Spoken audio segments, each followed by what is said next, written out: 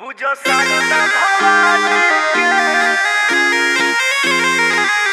पूजा सारदा भवानी के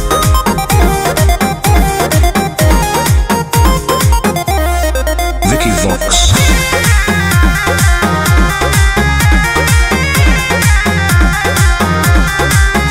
ज्ञान मिलल बज्ञानी के पूजा सारदा भवानी के हो ज्ञान मिलल बज्ञानी के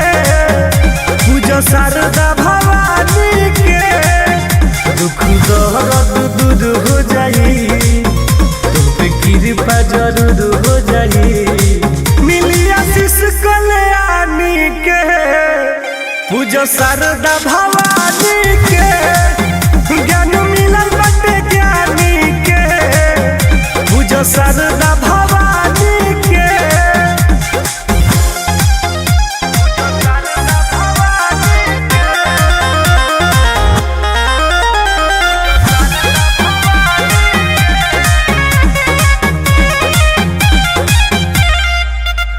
फेरी दी है मोती मैया स्वरू सहती जीवन में होई न कवनो हो छती एक बार पूछ कर देखो फेरी दी है मोती मैया स्वरू सहती जीवन में होई न कवनो हो छती बेटा पकीरी का मतारी करेली हरदम हंस के सवारी करेली आ सभे जाने ई कहानी के पूजा सारदा भवानी के ज्ञान मिलल बटे ज्ञानी के पूजा सारदा भवानी के अरे पूजा हो जीवन धन्य हो जाएगा।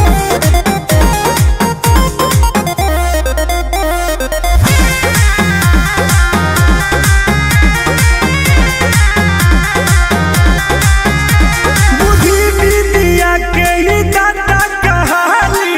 कमल पर विराजा सुनाई बीड़ा वाली बात को समझ आना था बुद्धि विद्या के ही दाता कहानी कमल पर विराजा सुनाई बीड़ा वाली माई के महया बतावेला असुनी कुन सुनावेला अगथा गावेला बखानी के पूजा सारदा भवानी के ज्ञान मिलल बटे ज्ञानी के पूजा सारदा भवानी के सब सरस्वती माता के देन बा।